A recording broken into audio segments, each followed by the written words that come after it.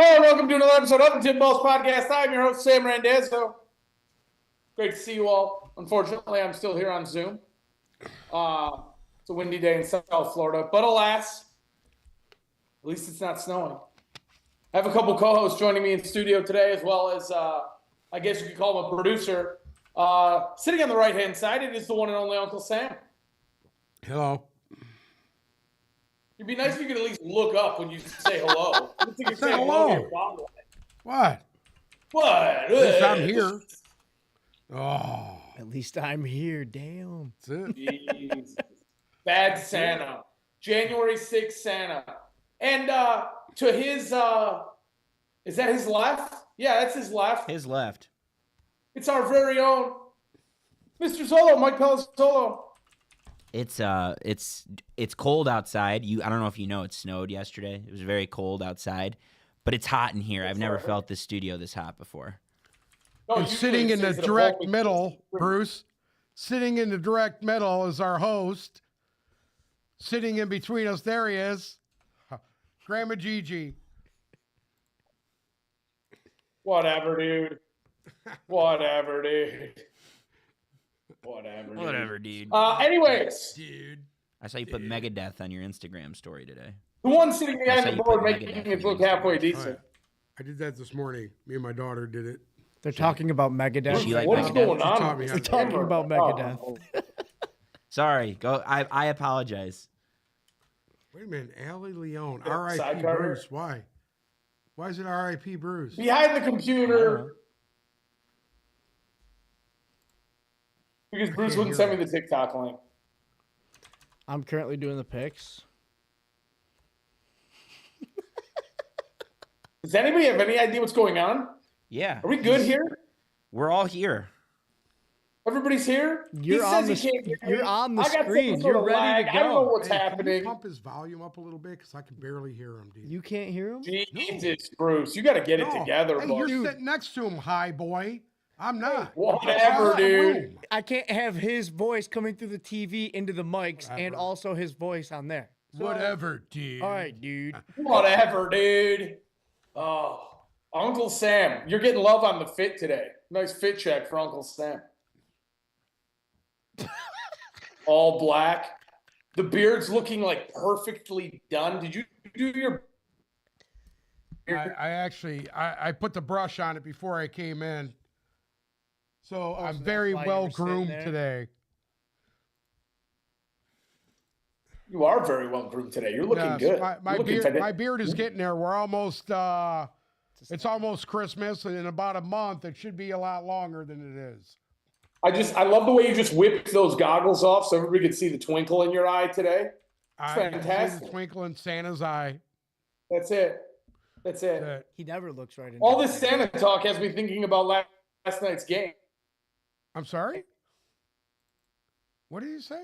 Uh-oh. Uh-oh. Oh, somebody's losing frozen him. with a weird look on their Might face. not be- Hang on, I gotta take a picture of that. I gotta take a picture of that. Dude. Oh, technical difficulties? That's it. Technical It's Bruce difficulties did it. going on. What he said was all this talk about Santa has him thinking about last night's game, Yeah, that was awesome. which was a deceivingly good game, by the way. It was very good. It was a very Very good game. Oh, sure. That's what I said. What? It's not. It's the Wi-Fi. You need to call Cox or Comcast or whatever provider you have down there and tell them to send a Spectrum. You need to call whatever your provider is down there in Marco Island and have them refresh the connection so we can get you back in high quality. How about it's HD. pretty shitty and it needs to get fixed? Can you hear me now? Yeah. Unfortunately, yes. All right. I think I had too many windows open on my computer and it was causing Probably. it to. It's very windy here today. We have 30-mile-per-hour wind gusts, and I think it's affecting my. So I'm going to attribute it to the wind. Do we? Oh, and there he goes again. Sam, I'll take it. So last night, the Steelers headed to the Mistake by the Lake, Pittsburgh, Pennsylvania, to take on the Cleveland Browns at, I don't even know what they're calling that stadium these days. It's changed so many times. Browns are moving. You won't see snow in their games in 3 or 4 years because they're getting an indoor stadium near the airport. And in true upset fashion, Mr. 30-30, Uncle Sam, Jabu wins, Jameis Winston, led the Browns to a 24-19 victory over their rivals, their red-hot rivals, in the snow. And it was a fun game. What'd you think, Uncle Sam? Did you watch the whole thing? Yeah. I thought Pittsburgh was probably the best team in the AFC. I could have been wrong. I agree, by the way. Actually, the divisional games are played at a whole different level. That's why you guys make fun of me, because I always say that. But especially in that division. There's a division. reason why I say that, and you saw it last night. Especially in that division. Right. That's the hardest division to go 2-0 in against another division team. Like they almost always split. Almost always. They still have to play Pittsburgh. Every blind squirrel finds a nut every once in a while. Anyway, It found the I nut. didn't even think you were with us. It found a nut against I didn't know he one was of the still on three. here. It just goes to show, like, my observation last night is every single team in the AFC is missing something. Every single one of them. And that could be, you could spin that any way you want. That could be a positive or a negative.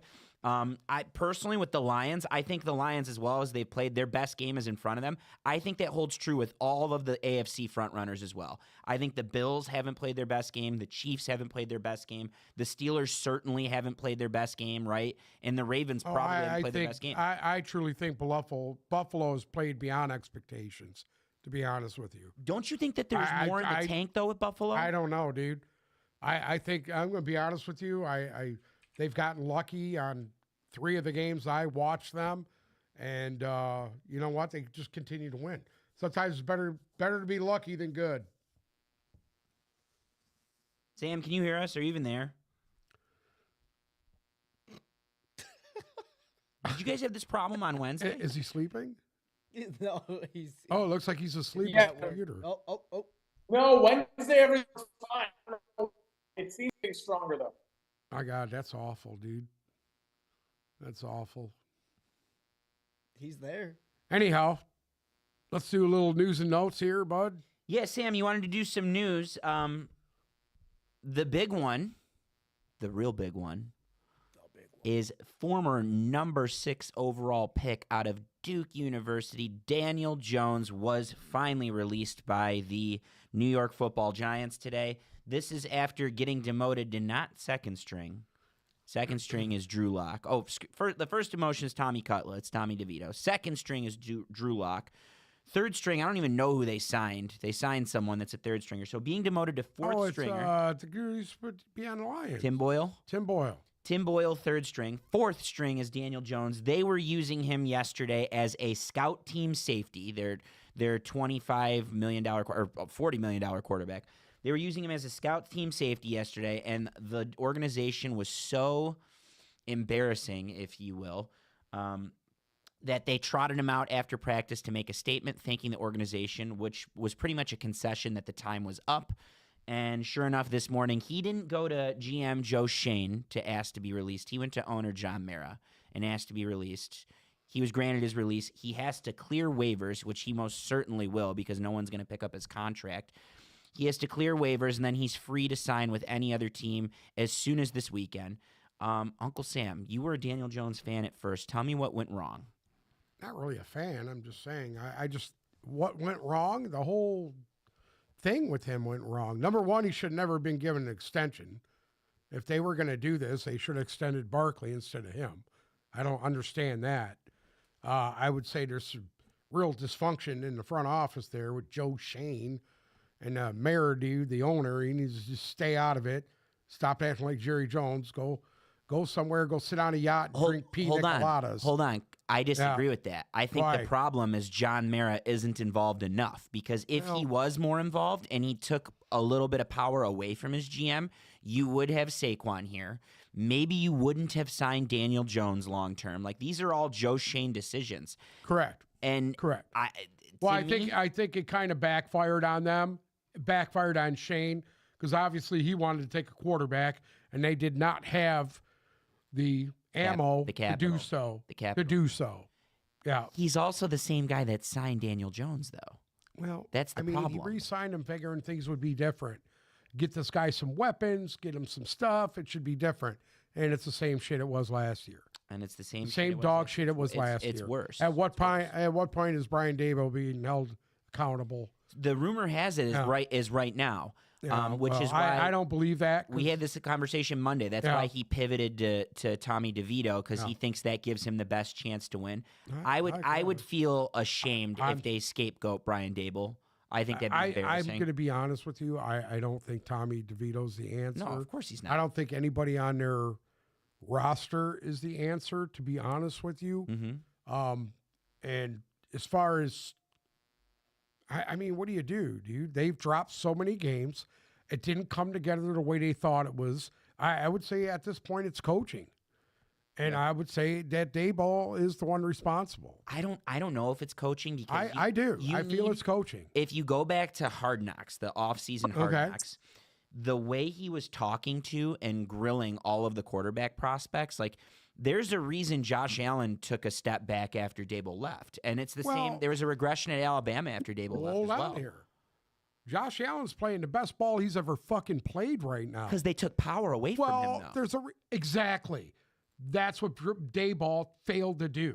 Take it and away. That's why they weren't winning any. They haven't won. He failed to take power away from Daniel Jones. No, from Josh Allen. No, and he did the same with Daniel Jones. Josh Allen was a different beast under Brian. Listen, I'm not here to argue that. Yeah. I think Dable's a great coach. I don't blame him as much as you do. Anyone who wants to, you're entitled to that. Going where what I see, he's going to lose his job. He's going to lose his job. Possibly.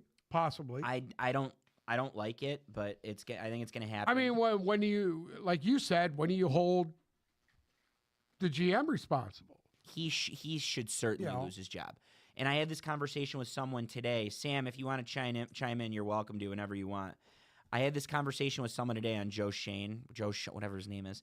The way he completely it took 2 years to botch Saquon as bad as he did. It was a 2-year process.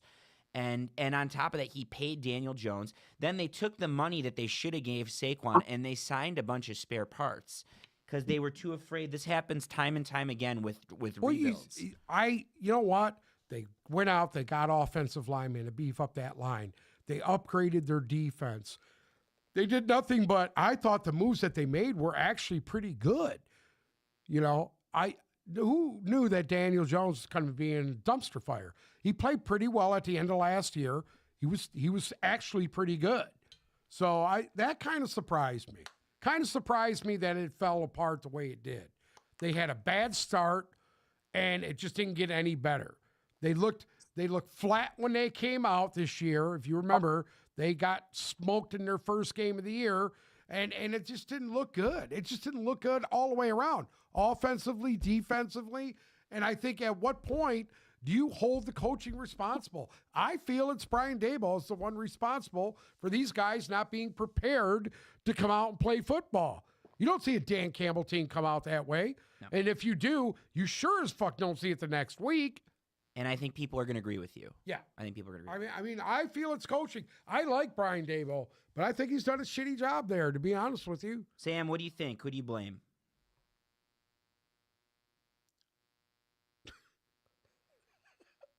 I hope you guys can hear me. If you can't hear me, I'm putting all my thoughts in the YouTube chat. So Zolo, if you'd like to read them out, that would be fantastic. Okay. No, we're here. And you're crisp right now. Yeah, go ahead. You can hear me? Oh, cool. Who do you blame for Daniel Jones? Do you blame Brian Dable? Do you blame Joe? Who do you blame? Who is Dable safe or no?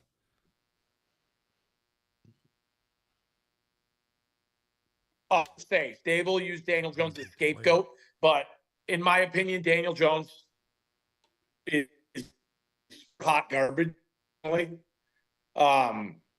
He at times looked really good, but I don't think he's not starting NFL quarterback quality. I mean, he's no better than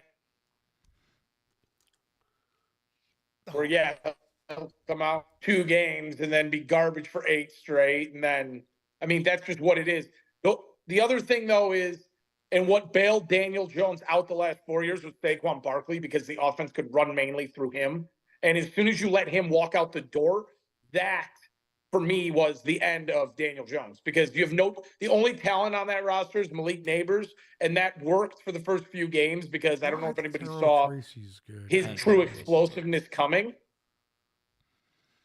But I don't know. There's not enough talent there to support Daniel Jones's lack of talent. And on top of that, I don't think the staff is good. Yeah, Brian Daboll's a decent head coach. He's one of those rah-rah guys that players like, but I don't think that they have enough talent to make up for Daniel Jones' shortcomings and the staff's shortcomings. Yeah, I don't disagree. We lost you when we were talking about Brown Steelers. Is there anything you want to add before we start picking some games? Real quick. It doesn't change anything for me for Pittsburgh. The only thing that I didn't really care for in that game was the little change-ups that they were throwing in with bringing Fields in there and the Wildcat and all the above. And yeah, it was cute because it was in the snow.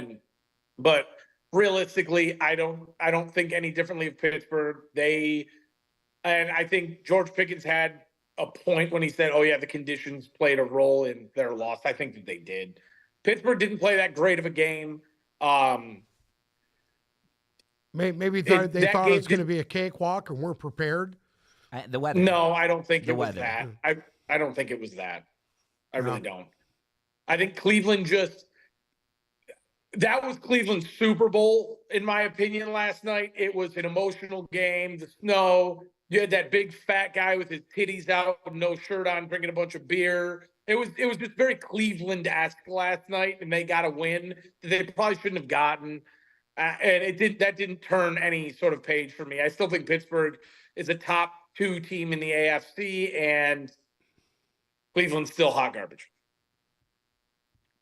I got one quick observation to add that we didn't get to. I think one of the reasons that the game was so fun in that second half is the DBs didn't have enough visibility for receivers to be open. Like, they were leaving receivers open because I think they literally just couldn't see them for a second.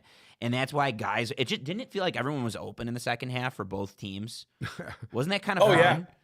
Yeah. It made the game very fun because if the quarterback was able to get the ball out effectively, and then it just took like the pain was the David Njoku drop in the end zone. Like, as long as the receiver on the other end was catching the ball, like Jerry Jeudy was catching the hell out of the ball yesterday. I think that's what made that game a lot of fun. He's been nice the last couple of weeks. Judy's really put on a performance. I was impressed with him. I didn't think he had it anymore, but maybe I was wrong. Raider Nation. Shout out to Ooh, Raider Jameis Nation in the Winston? chat. Raider Nation says, "Who do I want run, Lamar or Herbert?" You want the honest to God truth this weekend? Justin Herbert. Yo. Justin Herbert. Charger D is very good.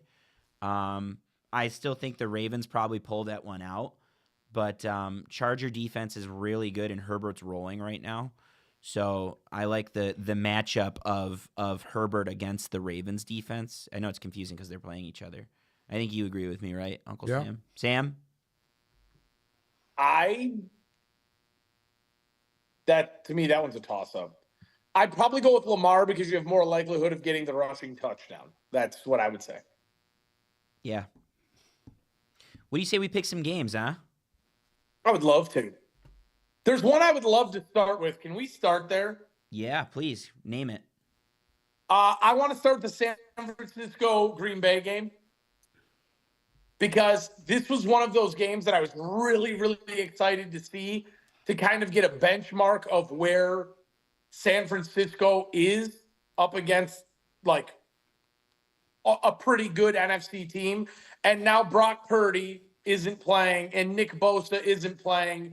And the 49ers are just plagued with the exact same injury bug that they keep getting plagued with in big games, it seems like, this year. So we get Brandon Allen as the starting quarterback for the 49ers against Green Bay, who is seemingly at full strength, I believe. Yeah, lucky for the Packers, but it's the definition of their season is they get teams while they're reeling and while they're down. So Is that at Frisco? No, it's in Green Bay. It's in Green Bay? Yeah. What's the weather report for Green Bay this weekend? Oh, I would love to check that for you. In the meantime, Green Bay is. You should know that if we're picking these games, I need to know where they're at. Green Bay is a I'm working 5.5 on point it. favorite, and the over/under is 44.5. Green Bay is 45 and mostly cloudy on Sunday. That's tolerable. Brandon Allen will be getting the start for the San Francisco 49ers at quarterback. That's the kid who used to be with Carolina. Am I correct? He played with Carolina, Brandon Allen. Brandon Allen used to play for Denver. He was never in Carolina? No. And before Denver, after Denver, he was in Cincinnati. He was Joe Burrow's backup Super Bowl run. All right. You know what? Denver. For shits and giggles, I'm going to go with the 49ers in the over. Asshole. I'm sorry? Nothing. Okay. I'm going to go with the 49ers. I just think they need the game more. And the over, and I'm going to take a George Kittle anytime touchdown. I'll take this one, Sam. If he plays. I'm going, he is playing. Okay. I am also going to go, I'm actually not also going to go with, I'm going to go with the Packers to win.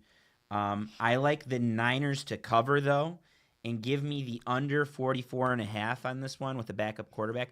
I'm going to second his George Kittle anytime. I think Kittle's going to have a big game. I think he's going to be the most reliable pass-catching option for Brandon Allen, and I'm looking for downgrade. If the only people from a fantasy perspective that you're starting in this game are Kittle and McCaffrey, I think it's a downgrade for Jennings. I think it's a downgrade for Debo.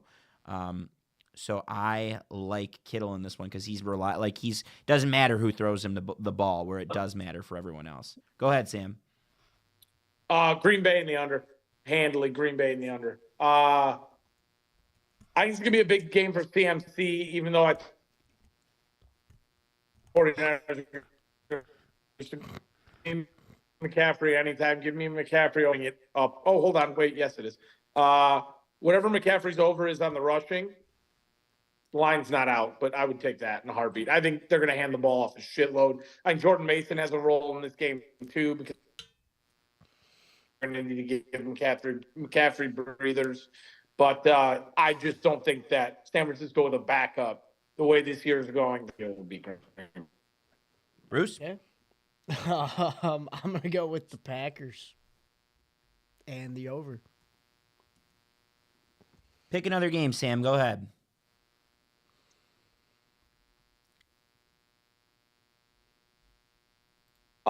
Let's jump back up to the top. Let's go Minnesota at Chicago, where Minnesota's a 3.5 point favorite. Over under 39.5.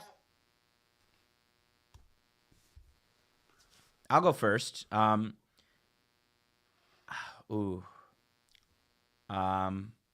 gonna do something extremely stupid here, and I'm gonna take the Chicago Bears. I don't know why. Where's this at? Chicago? It's in Chicago. You want the weather? Yeah. The weather for Chicago on Sunday is 50 and cloudy. Warm. 50 and cloudy. I know it's fucking warm. It's too warm for bear weather. Bear weather. But I think the Bears defense balls out in this one because they have the corners to mitigate the damage that Jefferson and Addison and Hawkinson will do, and they certainly have the run defense to stop an ailing Aaron Jones at the moment. So I think this turns into a bad game for Sam Darnold, and the Bears end up controlling the tempo by running the football effectively. And give me Caleb Williams over. Give me a Caleb Williams rushing touchdown prop. I like that. Just like he did hit that last week, correct? Give me the Bears to win, the Bears to cover the 3.5. They're plus 3.5, and give me the under. Uncle Sam? I'm going to take the Vikings and the over in this game. And my prop is a Aaron Jones touchdown, anytime touchdown. Sam? Give me the Bears and the over. Every time he decides to talk. Justin Jefferson over 82.5 yards. Bruce? I'm going to go with the Bears and the over. Wow. I'm the only one who took the Vikings. Okay. Yeah, you're Sounds good. You're gonna end up being right though, so don't worry about it. Sounds good. It's you against the world. That's it. Always is.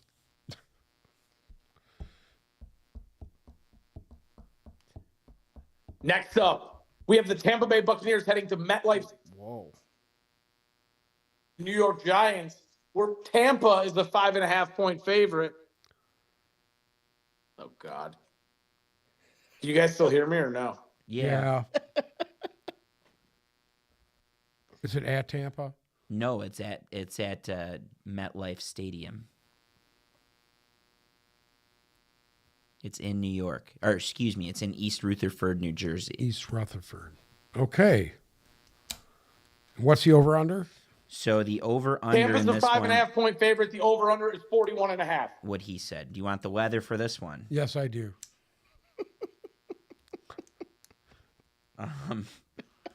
This is shit show. We have to look at the weather. Hey, I think this time of the year it's very important. 53 and partly sunny. Okay. What do you think? You go first. You I start. just went first, but okay. Give me the Bucks to win. Give me the Bucks to cover. Give me the over. Mike Evans is coming back. The Bucks are going to be well rested. P.S. With Atlanta floundering at the moment, Tampa has one game versus a team with a winning record going forward. Their schedule is going to shape up very nicely. So if you're a Bucks fan, good for you. And that was a good team from the start, if you remember. They beat the Lions. My prop is going to be Cade Otton anytime touchdown. Sam? What is that? What's that Give me fucking the black Giants, thing on baby. his shirt? What is that? It's a dog. Oh. You know what, dude?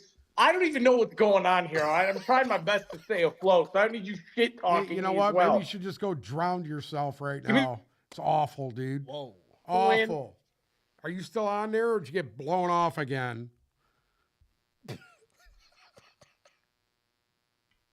Give me the Giants to cover, the Giants to win. Uncle Sam, you're an asshole. I'm taking the under. Give me Tommy DeVito over 178 passing yards, and I'm taking Malik Neighbors anytime. You like the over? Malik Neighbors is on the injury report, by the way. He might not play. Heads up. You like the over or the under? Under. Under. Uncle Sam. I'm taking the Bucks. I'm taking the Bucks in the under. I will say that my anytime is a what the hell's that dude's name? Rashad White anytime touchdown. Bruce? Baker comes back big. Give me the Giants and the over. Dumb as he is. Is he there? For the record, I think I got 2 dogs already this weekend. Next up, we got the divisional game. Is it working now? I turned my Wi-Fi off. Yeah. It's much better actually. Yeah. I hate Good. Okay. that that's how that works, but We got the Patriots heading to Miami to play the Dolphins. Dolphins are a 7-point favorite. Over/under is 46.5. Uncle Sam, do you want the weather for South Florida for this one? Yes, I do. 77 Okay, and let's partly see. sunny. 77, partly sunny. Dolphins are favored by 7 points. Over under 46 and a half. Who are they playing? Drake May and the New England Patriots. I'm going to take the New England and the over in this game. New That's England awful. and the over. Sam? Suck, dude. Give me Miami to cover, Miami to win. I'm going to take the under in this game. Anytime touchdowns for Tariq Hill and Devon Achane. And Tua goes over his passing prop, which I can't Did it find freeze up because again? my Wi-Fi. 240.5. Tua has a 300-yard passing game. Bruce, I'll let you go before me here. I'm feeling kind. I'm gonna take the Patriots. Over under. I'm gonna go with the over. I am also going to go with the Dolphins. I actually think that's a big number against the Dolphins, the 7. So give me the Patriots to cover the 7. I like the Dolphins. I do like the over. And I'm going to let the Jonnu Smith anytime ride. That seems to be working. And those Patriots corners are pretty good. So I think that Christian Gonzalez is going to do a good job on whoever he's covering. I'm looking for Drake May to do a little shredding of the Nar against this depleted Dolphins defense. Give me the Dolphins to win still. They're cruising. Bruce? He already went. Bruce already went, I didn't didn't he? hear him. He must have been high. You know, at least I have an excuse for why I don't know what's going on. You're sitting right there and still don't know what's going on. We got a question in the chat from Angel. AR-15 or Stafford? Stafford. Who's AR-15? Is that Anthony Richardson? He's Anthony Richardson. He wears number 5. Little concern on that one, but yeah, if you have Stafford, you're probably rolling with him.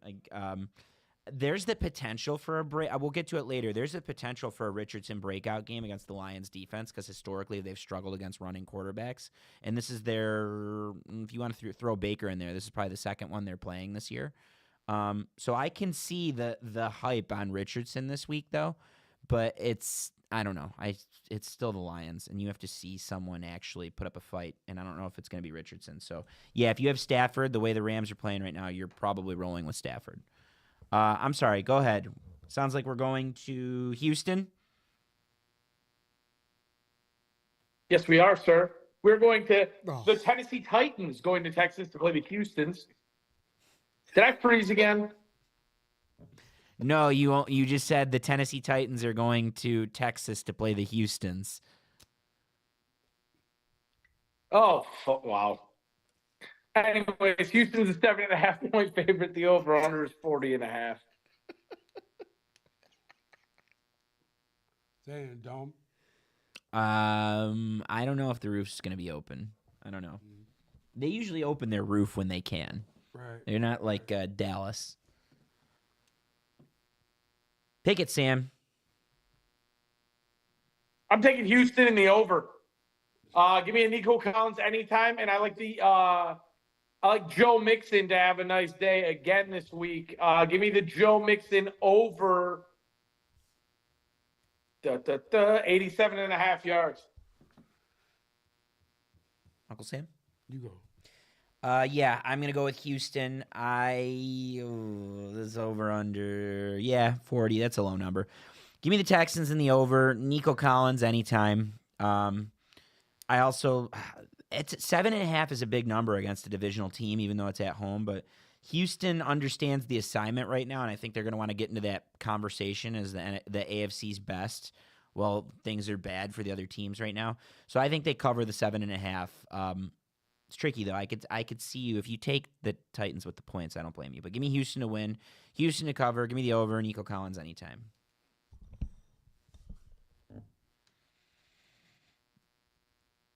I'm going to take the Titans. Titans in the over. Bruce? I'm going with Houston in the over. Go ahead, Sam.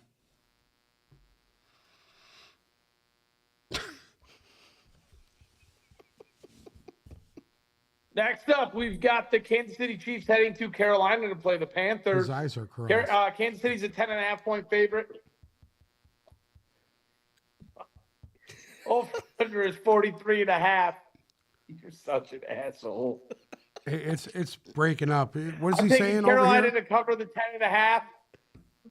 Carolina's going to cover the 10.5. The game's going to go under. Kansas City will win. Carolina's going to cover the 10.5.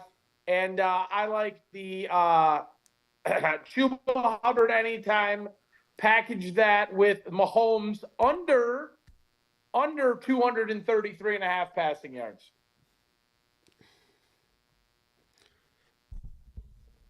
The road to the Super Bowl goes through Arrowhead. In the over.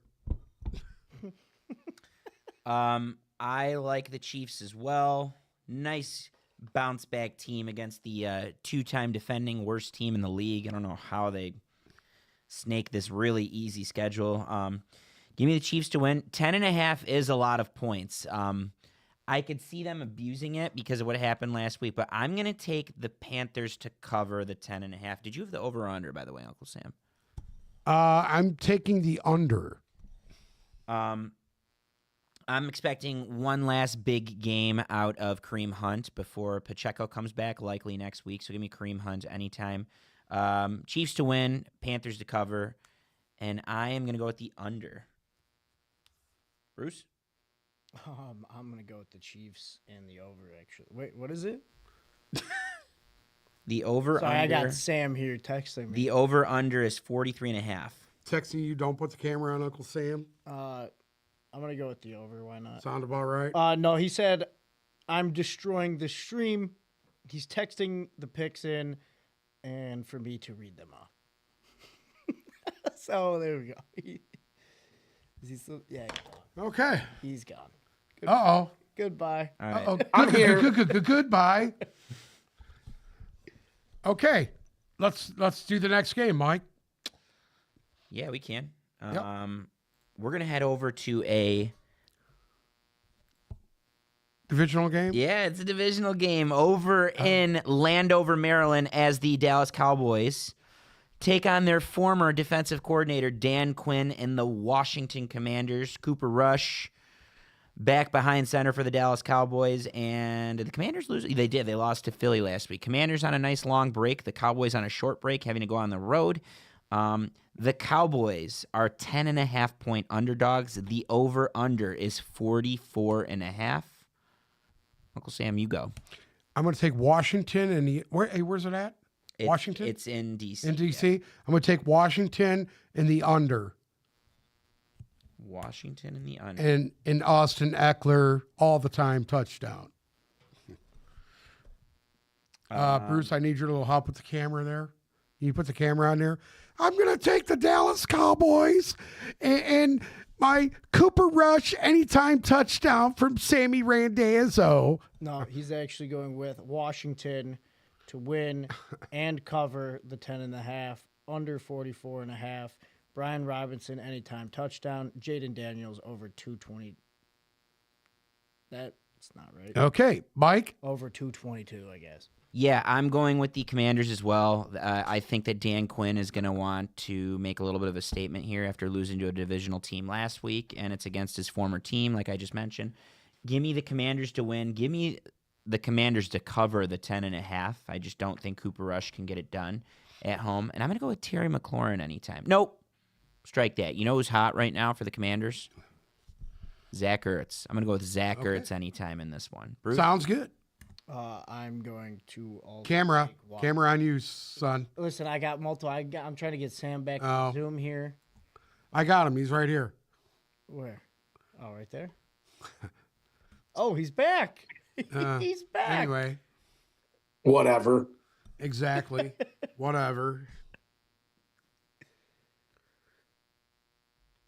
Bruce, Commanders to win. I'm going with Washington and the over. You've picked only overs this week. I want you to know that. Correct. Okay. I always do that Okay. on purpose. Is life You too know short to- why? is life too 'Cause short to Only bet the like under? 3 of the unders hit. I'm not going to go through that. Moving on, we're going to head to Las Vegas at Allegiant Stadium. We had another. Divisional game. The Denver Broncos head to Vegas to take on the Raiders, and the Broncos are favored by 5.5 on the road, over under 41.5 for the 4:05 p.m. start. Uncle Sam, what do you think? Where's this at? Denver? It's in Vegas. Oh, it's in Vegas. It'll be hot. I'm gonna take Denver. It's indoors. It's indoors. Yeah, I'm gonna take Denver in the over. And give me the Troy Franklin anytime touchdown. Ooh, me likey. Huh? I like that. I too am going to go with the Broncos. I'm going to take the under in this one. I think that's just too much points for both of these teams. The Raiders defense still at least plays kind of stout. I think they'll play Bo Nix a little bit closer. So give me the under this one. My prop is going to be, I got 2. Brock Bowers anytime. He's going to be the only one doing any sort of stuff for the Raiders. And then on the other end, another hot hand, Cortland Sutton. Let's go with Cortland Sutton anytime for the Broncos. Bruce, why don't you give both picks, yours and Sam's? Well, I'm going to take Denver and the over. Mm-hmm. And Sam Go ahead. going to go with Denver to win, Denver to cover, over 41.5. Amir Abdullah anytime. Bo Nix over 217.5 passing. Okay. Amir Abdullah, baby. Moving on, we're going to head over to the Pacific Northwest. And there's a game. Is this a divisional game? It is a divisional game between two teams that are very much in it in the most exciting division race in football. The Arizona Cardinals, the NFC West leading Arizona Cardinals, are taking on the Seattle Seahawks at 4:25 p.m. What are they calling that? Is it Lumen Field now? It's got different names all the time. Something like that. Seahawks are 1.5-point underdogs at home. The Very former interesting. 12th man of the Yeah. year stadium. The former, Whatever they're obviously, calling it these they days. lost that 2 years ago. Go ahead. Cardinals are favored by 1.5, so the Seahawks are getting 1.5. The over-under is 47.5.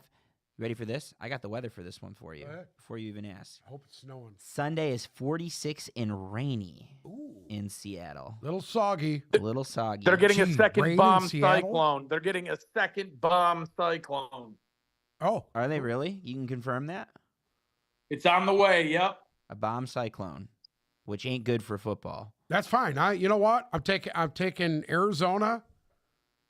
I'm going to take, what's the over under?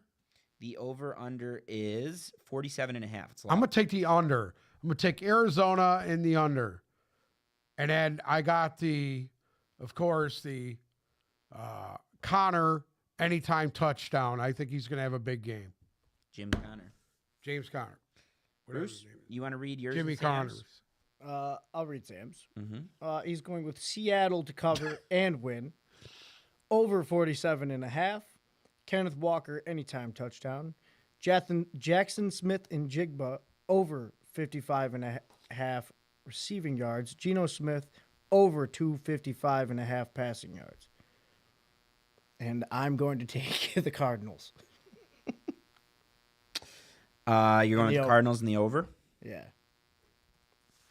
Ooh, this is a toss-up for me. I think the weather favors the Cardinals, even though they don't play in that weather. I think they have the means to do it. I think Kyler Murray can bail. It reminds me of last night when Jameis would just make plays with his feet and Russ would just make plays with his feet. And I know Geno Smith's capable of doing that. I just trust Kyler Murray a little bit more to do that. So give me Kyler Murray anytime rushing touchdown. Give me the Cardinals to win this and give me the under. Oh, I like the Cardinals to cover the 1.5 too, by the way. Let's move forward. We have a fun one on paper here. We're going to LA, and the Los Angeles Rams are hosting the Philadelphia Eagles. The Rams are 2.5 points underdogs. The over-under is 48.5. This is the Sunday Night Football game, by the way. I can't get into the full injury report, but I can tell you that Devontae Smith is indeed out for the Eagles. I don't know who notable is out for the Rams, but I know that's a big loss for the Eagles there because of the way he's been playing. Uncle Sam, why don't you kick us off on this one? I'm going to take the Rams. I'm going to take the Rams in the over. And then Puka Nakua anytime touchdown. Puka Nakua. Bruce? Let's go with Sam's here. He has the Rams winning under 48.5. Saquon anytime. Hurts anytime. Stafford over 1.5 passing touchdowns. What about you? I'm going to take the Eagles. Over under? You know what? Let's go with the under.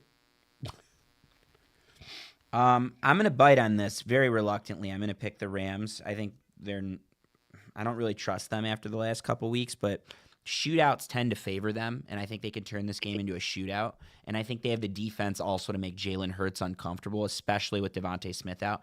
So give me the Rams to win. That's a pretty big number, the 48.5. But again, I think this is a track meet. So give me the over on the 48.5, and I am going to go with Kieran Williams anytime. Let's move forward. We have, honestly, on paper, this might be one of the best, if not the best, Monday night games thus far in terms of storylines. I can't think of a better one than this. We have a Harbaugh for the first time in a long time. I can't remember the last time they played each other. I think Jim got to Michigan in 2015. I don't know if they played that year. Was it the Super Bowl? Oh my God. No, they played a rematch after that. So since then they may have played once or maybe twice. I know they had like a Thanksgiving game or a Christmas game 10 years ago, but we have a Harbaugh. And the Chargers, the rejuvenated Chargers, thanks to their head coach, are red fucking hot, and the Ravens are not. And this should be really fun. I'm excited to see Chargers defense versus Ravens offense. And there's a lot to look forward to here. The Chargers are 3-point underdogs. They're getting 3 points. Vegas thinks this is another track meet. Over under is 50.5. That's a lot of points, I feel like. I will go first. John tends to fare better in these games than Jim does. And I think the margin for error is smaller for the Ravens, because there's, especially after a Steelers loss, because they're still in it in their division. Whereas the Chargers, like, they can lose this game and they still have a favorable schedule going forward. I'm going to go with the Ravens. Reluctantly, I can totally see the Chargers pulling this off because Jim's just a hyper competitive guy. But give me the Ravens to win. Give me the Ravens to cover the 3. I'm going to go with the under on 50.5. And my anytime, this is a bad matchup for a lot of Ravens. So my anytime is going to be a pass catcher. I think Deontay Johnson finally gets on the board for a touchdown in this one. Uncle Sam, what do you think? I'm going to take the Ravens in the under. And, of course, my Derrick Henry pound you anytime touchdown. Bruce, you want to read Sam's? Sam's actually with us. I'm going to read. Sam's going to read Sam. Give me Baltimore to win and cover. I'm going to take the under in this game, under the 50.5. I'm taking Brad the Lad McConkey for an anytime touchdown, and I'm taking Derrick Henry to score 2. Bruce? You know, I ride with the Ravens, but sadly, I'm taking the Chargers in this game. Ooh, you want to try and justify it, or will smoke start coming out of your ears if you have to explain something? Mainly it's because you all chose the Ravens. Yeah, it's fair. Yeah. But Over, under? over. Even at 50.5? Could be a shootout, Never know. I took the odd pick, so I got to. Yeah, someone's got to do it. We're going to go down to Lucas Oil Stadium, which, by the way, if you guys have never been there, it's one of the best places to watch a football game. They do a really good job. Indy, just in general, is a very underrated city. It's really pretty. The stadium itself is beautiful. It's timeless. I haven't been there with the roof open. I would love to see it with the roof open. I doubt it's going to be open this weekend. Jim Irsay will let us know after a couple bottles of scotch, right, Uncle Sam? Jim Irsay, he's probably fucking hammered right now. The Detroit Lions are 7.5-point favorites against the Indianapolis Colts. The over-under is 50.5. Bruce, what are your keys to the game? What do the Lions have to do to get the job done this weekend? I don't know, man. All right. Saw that Grit. coming. Okay. Whole lots of grit. Bruce doesn't know. Bruce a lot doesn't of grit. shit. I don't know. I don't know Lot of why. grit. I don't know why I Not messed around having there. soft hands like the guy on Zoom over there. Is this going to work long enough for me to say something? Yeah, what are you going to say?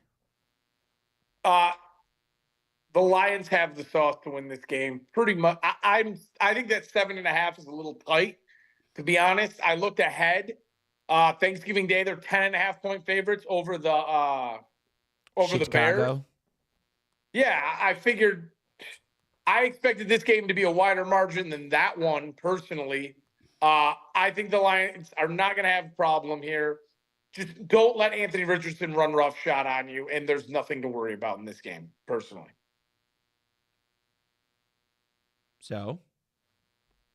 Lions win. Lions cover the 7.5 over the 50.5. I'm stacking Gibbs and Montgomery for anytime touchdowns and Goff over the 243.5 passing yards. Uncle Sam? I'm going to take the Lions and the under Lions in the under, and my anytime touchdown is a David Montgomery anytime touchdown. Who's that? Did you have the over or under, Sam? Over. Bruce? I'm going to go with the Lions in the over.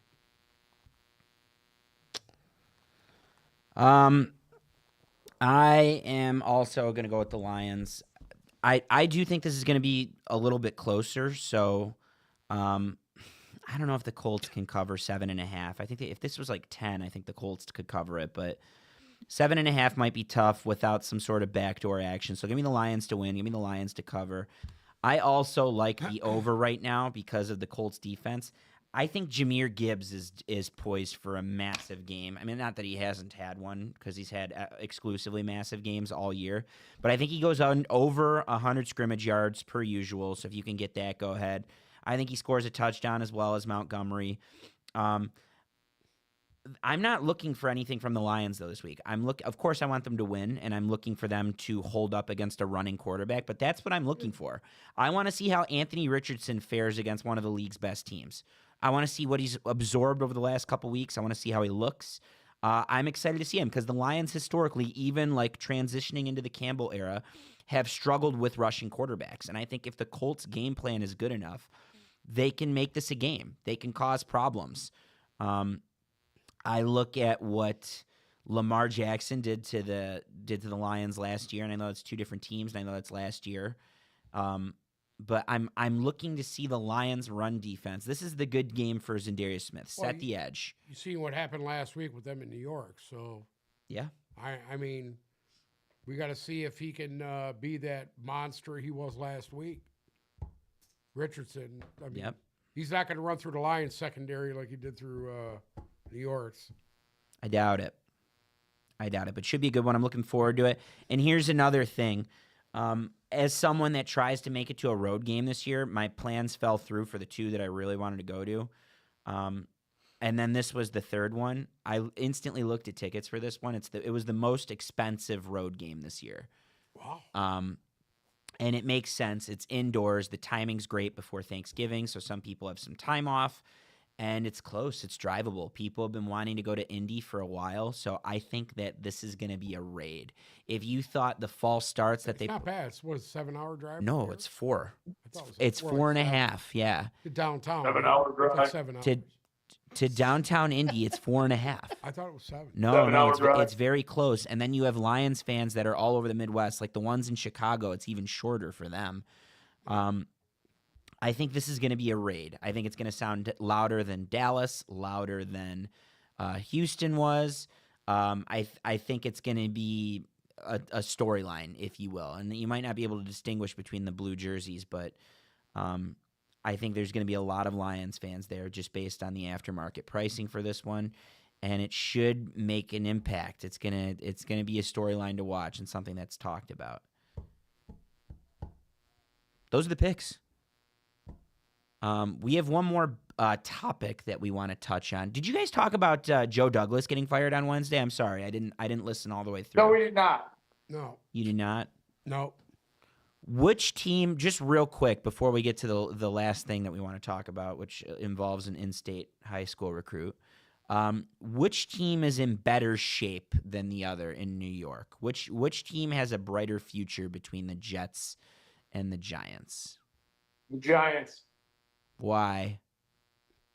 Because they actually pulled the trigger on their ailing, underproductive quarterback, and the Jets don't have the balls to do it.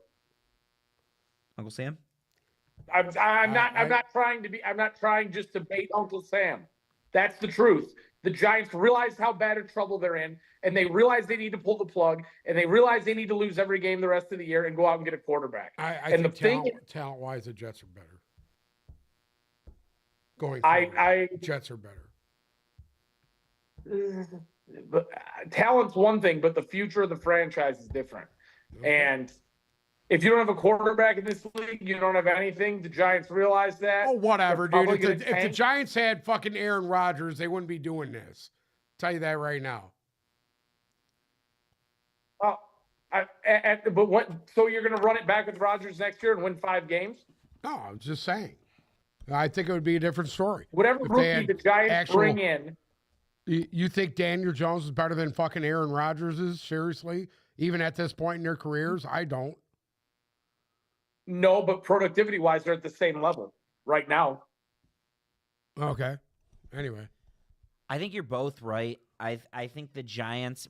I think the wrong people were fired on a lot of fronts. So I do think Dable should be able to keep his job. But there's not as much talent to admire in for the Giants. Like you got Tracy, you got Malik Neighbors, you got the D line.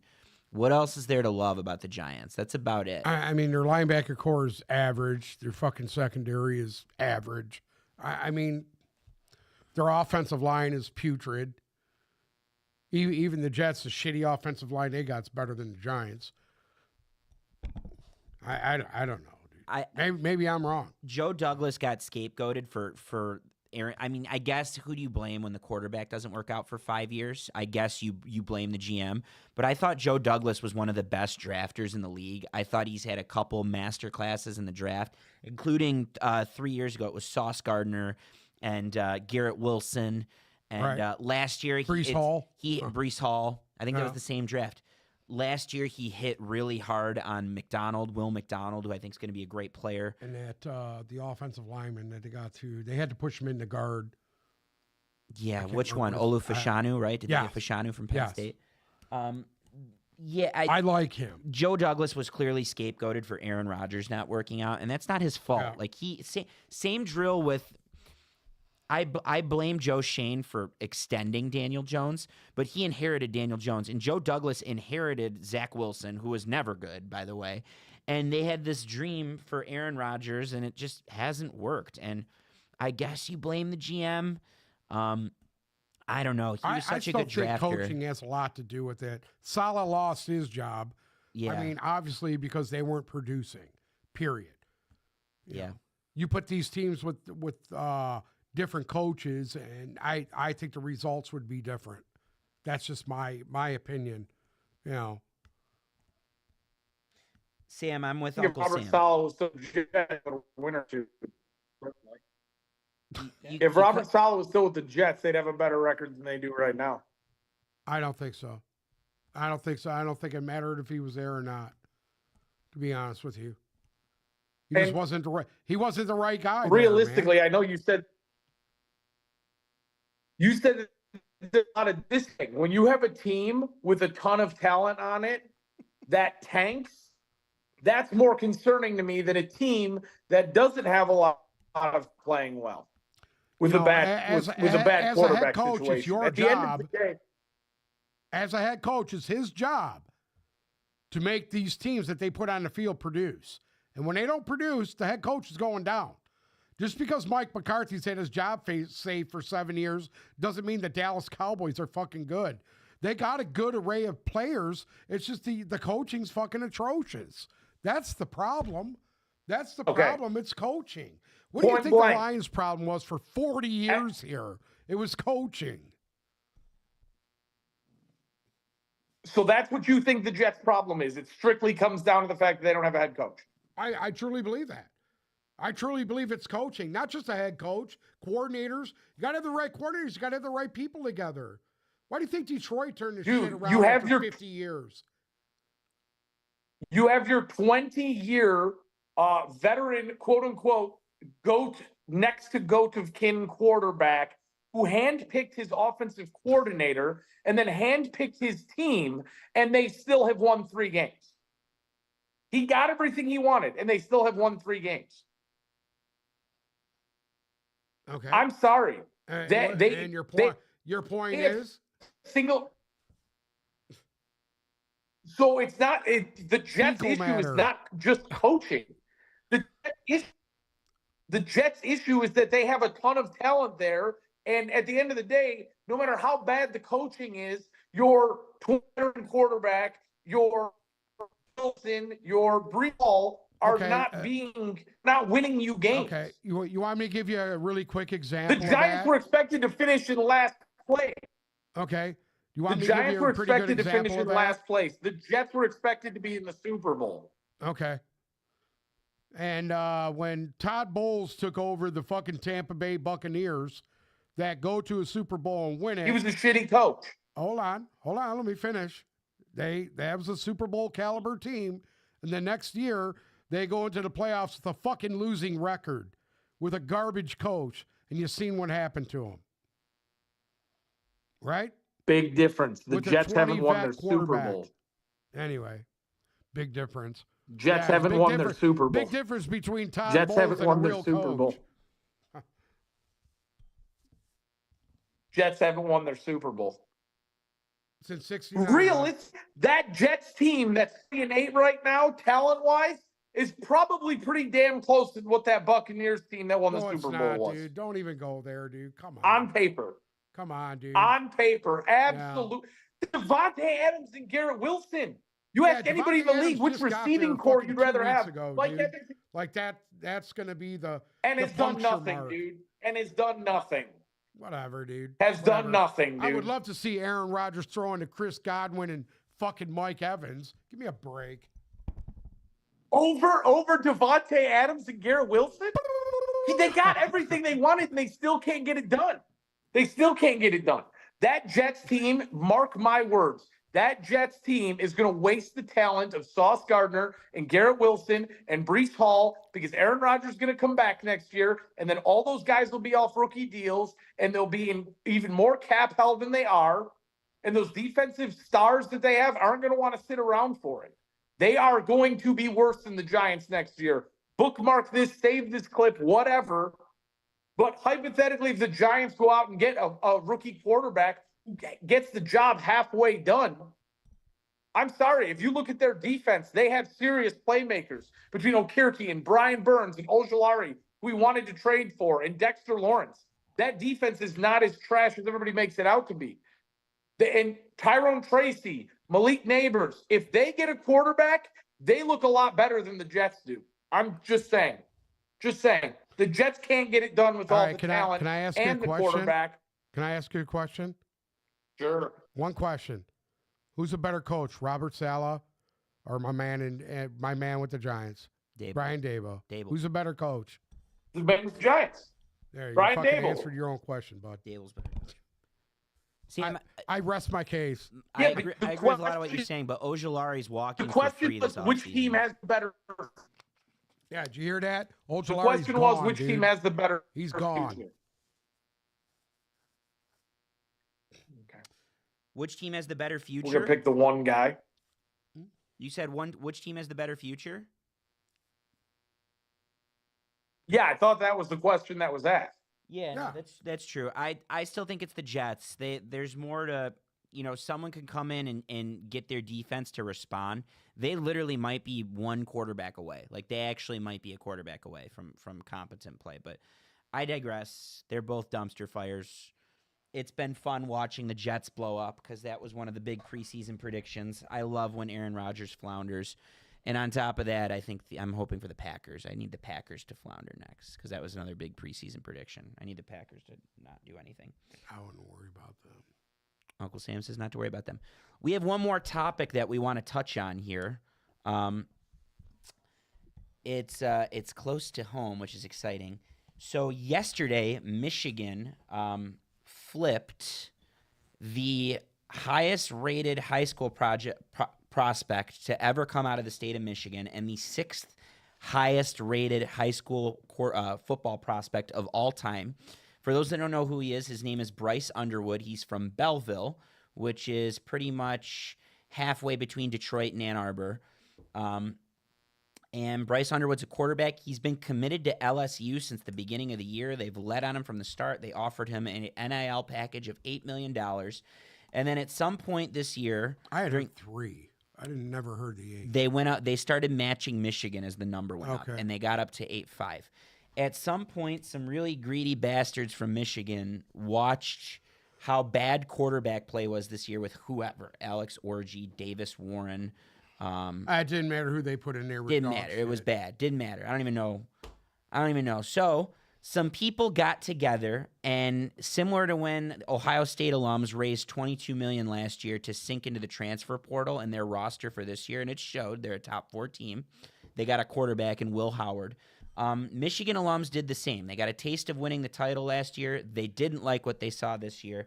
And some of the richest people in the country got together and donated to their NIL collective to the tune of $50 million, 10.5 of which are supposedly going to Bryce Underwood. He is now a commit to the Wolverines. He is the highest rated prospect. Verbal commit to the Wolverines. He's the highest rated prospect they've ever gotten. And yeah, Uncle Sam, I think you have some thoughts. Go ahead. I don't know where this is going to go with college football, but I don't know how you can dish out $10.5 million to somebody that's never played a snap yet in college football. I get it. He's number one recruit in the country, but you know what? I think this is going to open Pandora's box for college football, and I don't like where college football is headed. It's just ridiculous. There's no structure. There's no limit, no nothing there, and I just think it's a bad precedence to put out there. I mean, before, back in the day when they were just paying off players, under the table, I'd rather have that back than what we got right now. Right now, what we got is a giant mess that's ruining the sport, ruining the rivalries, ruining everything with the realignment all over the fucking place.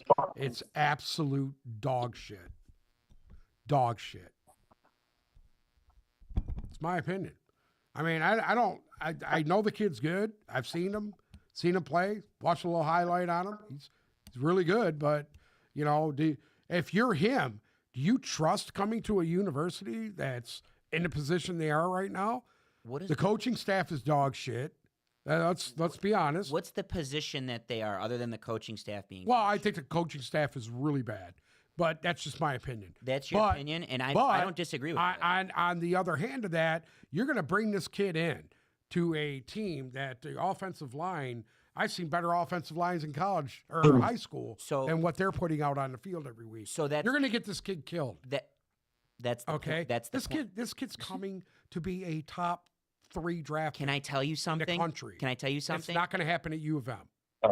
Not now. They just had a quarterback go 10. You need to stop right now, dude. Listen, he threw the ball 15 times. Why do I need to stop, though? He threw the ball 15 times a fucking game. And he went 10th overall. It doesn't matter if he threw the ball 15 know, times. Your whole thing is that they take the ball away from Josh Allen, they can win a Super Bowl. Oh, God. It doesn't matter. He shouldn't have, dude. Look at what Justin Herbert's doing. Listen, you bring this kid in there with the position. Before you go further, because you're wasting your breath. Go ahead.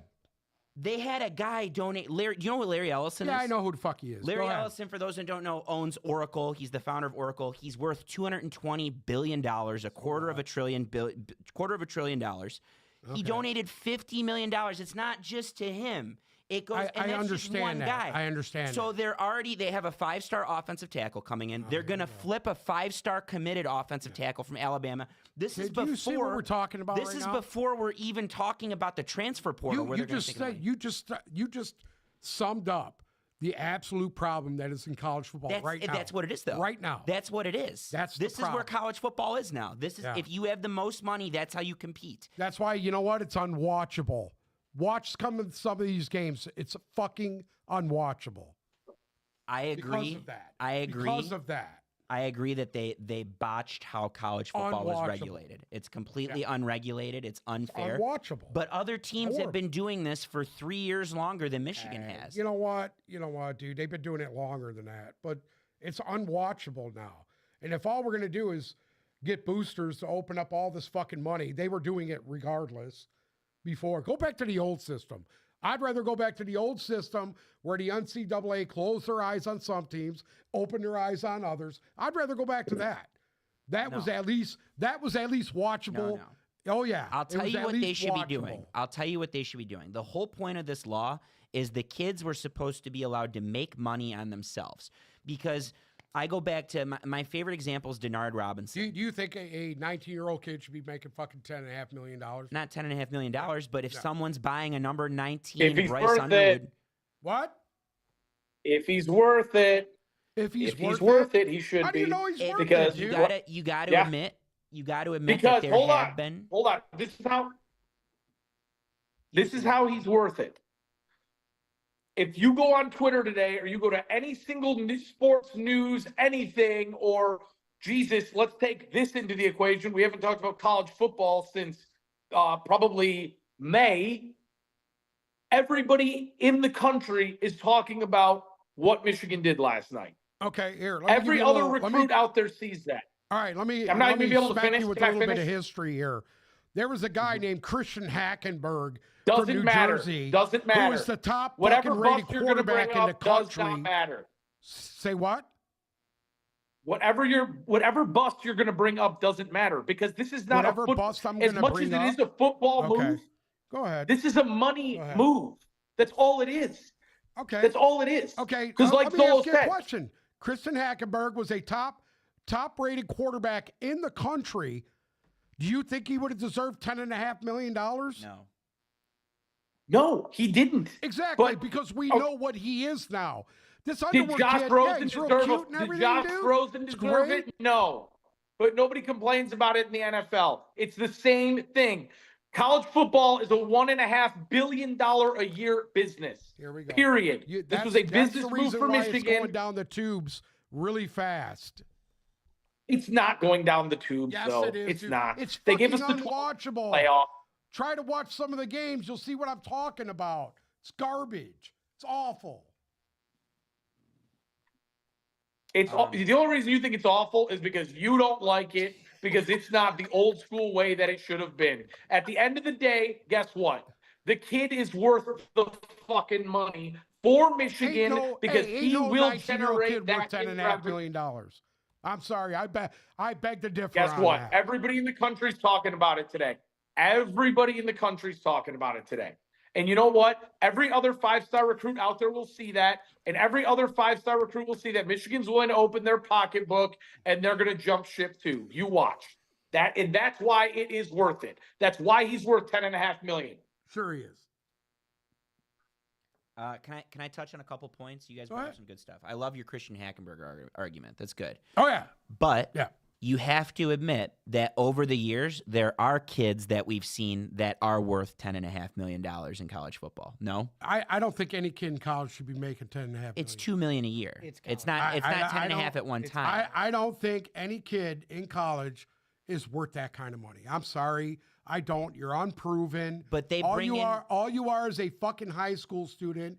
You are unproven. I disagree though, because I do. because Every people- school in the people are country. you going see to the watch. precedence this is Every setting? No, school but that's what it country- is. That's the whole point. Like, they were slaves Bullshit. before. They were slaves. They weren't slaves. You need to They- stop Every right now. school They in the were. You're getting country a would fucking fork college out $2.5 education, million dude. a year. You're getting free. No, hey, no. you're getting free food, free Stop. place to stay, Stop. free education. Stop. What do you mean? As the university Correct. is making sometimes nine I figures don't off give a of what they fuck. were doing. They don't own the university. They're a fucking student. But they're the ones making the money for the university. The You know schools what? don't need Hold more on, money. Hold on a minute. U of M, how much does it cost for a fucking tuition at U of M? You want me to give you a history with some knowledge? About 80 grand a fucking year. Okay? Mm-hmm. 80 grand a year. Times that by 4. Okay. Okay? Then you're given a free room and board for fucking 4 years. Free food, free room and board. Where else are we going here? I mean, fuck, that's $500,000 right there. And you have It's a fucking $500,000 before you even start. Just What? scraping their pockets to go to school. Okay, And yet this hold kid- on. It's 20,000 Hold on. for in-state, by the way. Can I make a 20,000, point? 60. What do you mean? It It's- depends on Can I make a what you're point? going to school for. For an undergraduate degree, it's averages $18,000 for an in-state and At 63 U of M? at Michigan and 63 for an out-of-state. Most of their students are out-of-state students. Anyway. I'm yeah. just telling you. I'm sorry. Yeah, I remember chime in here real I fast? had a guy, shout out to my Real old fast? boy Emeka, who is a urologist now. He go to used to Michigan? work for me. Fuck. My kid was paying $80,000 a year going to medical school at U of M. Well, it's medical school too. Medical school is always Oh, expensive. it's U of yeah. M. An undergraduate I degree guess is the football $80,000. player is more important than Yeah, the doctor, I guess the right? football player is more important You know? than the Scholarships cop to doctor. be- More, team that's get. that you're giving a life argument right now, though. Football Yeah, players that's make what more these money. They're I students. get a This is listen. getting them Speak. prepared for life. That's exactly what they're in college for. Preparing for life. football players make more money for the university than any doctor ever will make for that university. When people think Michigan, Can I they ask think you a of question, Michigan please? football. At what point are we just totally out of touch with this? You mean the paying of the kids? Yes. So okay, At so what point? you brought up good points. It's already out of touch. It's out not of touch. It's That's what not. I'm saying. It's not regulated. But it's not helping. It's not helping the sport. The kids. It's not helping anything You doing won't let me this finish shit. this one point because Go ahead. it agrees with you. When name, image, and likeness came out, it's because kids were getting taken advantage of. They don't get a cut of the TV ratings. They don't get anything. When there's kids wearing jerseys, Denard Robinson, they used to have jerseys with no nameplates. It was 16 with no nameplate. Number 10 Tom Brady jerseys, no nameplate. Okay, that's clearly a Tom Brady jersey. I could guarantee you nobody was wearing a number 10 jersey. His senior year they were. That's bullshit. His senior year they were. The only jersey I ever seen was a number 2 or a number 4. That I jersey never is seen a actually fucking very 10. popular. Yeah, the number 10 ahead. Brady The number jersey is 10 it's jersey. from his senior Yeah, year.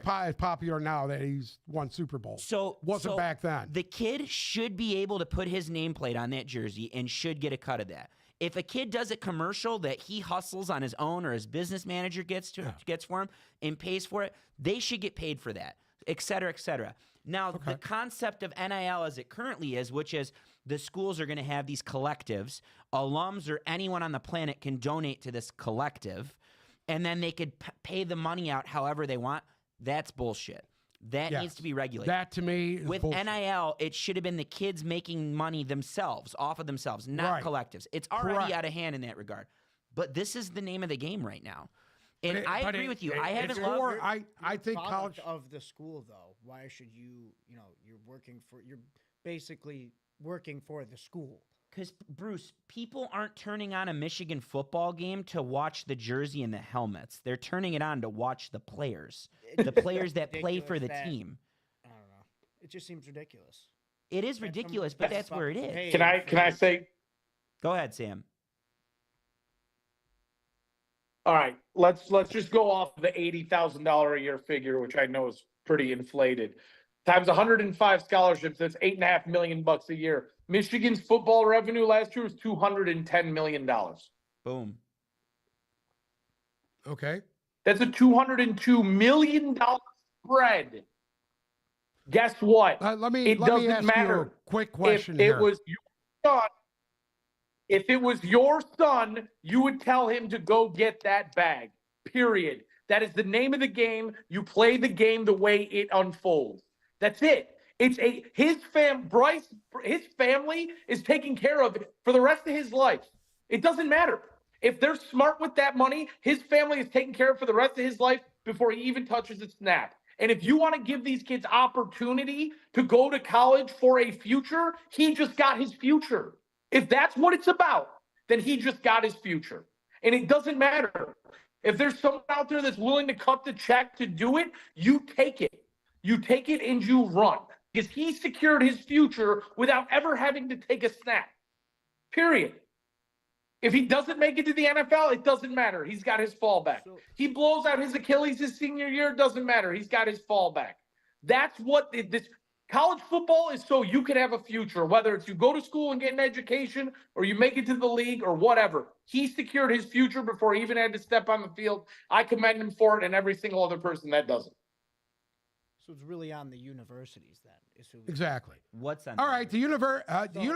so Let's say the basically- university is a business, then, right? They are business. They're a fucking business, They are right? businesses. Then They're It a is. business. How would It's you all feel as an business. owner if your employees start making you pay them revenue on what you make? How about that? Hello? They do. It's Do called. you hear me? It's called unions. Guess Well, what? what do you think of that? What if that I shit think- happened? Come on, smart guy. I think- Open up a few more I think fucking every- cans of worms. I think every go ahead, Sam. I think every single business would be very happy if they have 210 million in revenue with 8.5 million in expenses for their employees. I think they're Yeah. happy with it. Yeah, I beg. Tack I beg another to, 10 I million beg to on differ there. on that, bud. Beg to differ You're still on at that. 192 I personally know of million companies that dollars. would fucking guess throw what? up and die if they had to do something like that. Here's what you're forgetting. Michigan didn't give him that 10.5 million the boosters did. So it ain't coming out of Michigan's bottom line either. Okay. So it's all corruption then, is what you're telling me. Corruption. No, Corruption. it's somebody who likes the school enough to write a check to get whoever they want. It's corruption. Like this is college That's football corruption. Now. The kids get paid. It just is what it is. It's that's name, image, and likeness. Is the kids get money from? Yeah, but how many of these? Hey, It's Major League Baseball. If you can afford them, you can have Being a them. lawyer should not be that much. let's be honest. Universities teach Which lower which the guys? price. What guys in the top 100 name, image, likeness? Anything past that, nobody can tell you who the fuck anybody is. So how do you decipher that? I agree. How do you bullshit. decipher Joe Blow that goes to fucking BYU and the idiot that goes to Alabama that can't throw the football? Well, I don't mean, disagree. Who's to decipher who's worth this much or that much? Who makes the rules? So that's the There thing. is Whoever no has fucking the That's check. check. the thing. Wide open. I think Whoever the has market the should check determine that. deciphers. The market should. So no other college player right now should make more money than Bryce Underwood. No, Shedeur Sanders. Should not Or, make excuse me, any excuse me, other excuse me. money, more money than Travis Hunter. this kid coming out of high school right now. No other kid in the country should make past 10.5 million. That's his going rate, though. Am I right or wrong? I don't understand I the mean, question. you just said it's got to trickle down. That's now. his going rate. think That's what it is? That's what it took to get him to come from LSU to Michigan. That's what it took. Yeah, but where's what I'm saying is where's the limit? There is no limit. There's a limit in college. There's no there's limit. There's a limit in the NFL. There's a fucking limit. Okay, number one picks. That's the limit. Period. Why is there not a limit now? because for they, college. because they botched this when they rolled it They out. fucked it up. They That's- didn't that's gonna regulate destroy it. the sport. And on top of that, like this kid just might have to do one commercial a year to get that money. You know, it's bullshit. I agree with you, but that's where we're at now. Yeah. That's where we're at after kids getting not paid for years. That's where we're at. That's where society's at. There's a kid on the internet, a chubby fat kid, making 10 times what we make just for making videos. It is what it is, though. What do you think we're trying to do? We're His trying to name, make money Bruce. being Say his people on the name. internet. Something that, This- you know, listen, this is what your culture is, and this is what's destroying college football because of the culture that you guys have fucking developed. I have horrible news for you. Paying Don't I blame agree us. with you on Blame the college guy writing football the being check. down this year. I Blame the think it's guy awful. writing The ratings check. do not. The ratings You know year what? over year are sky ratings high. mean nothing to me because that shit's all doctored anyway. Ratings don't mean shit to Okay. me, dude. Numbers are doctored. Anything that's a number. Don't blame the can be generation. Blame the guy writing the we're check. getting closer and closer to the movie Idiocracy. What is it? How do you say it? Idiocracy. Idiocracy. Then doctored. Closer. We're there. I don't know what you're I don't talking know. about. It's getting. Well, no, that's full blown. Anyway, That- whatever, dude. You guys are all beat. Smoke too much weed. This country's made you all into sheep. Good talk, everyone. Sam, do you have anything to add? No. Bruce, do you have anything to add? Go Lions. Uncle Sam?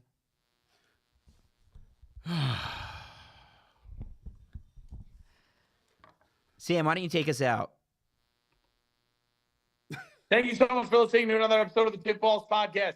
Make sure you join us on Monday. We are giving away 2 sets of 2 tickets to the Detroit Lions Thanksgiving Day game.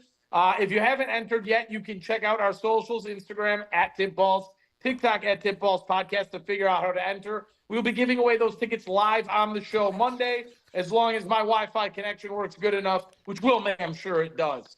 If you're listening to us on Spotify or Apple Music, check us out on YouTube. Remember to hit subscribe so you get notified when we go live. Monday, Wednesday, and Friday, sometime around 5. We're also live on TikTok now where you can join us. Thank you guys so much for listening. We will be back Monday to give away some Lions tickets.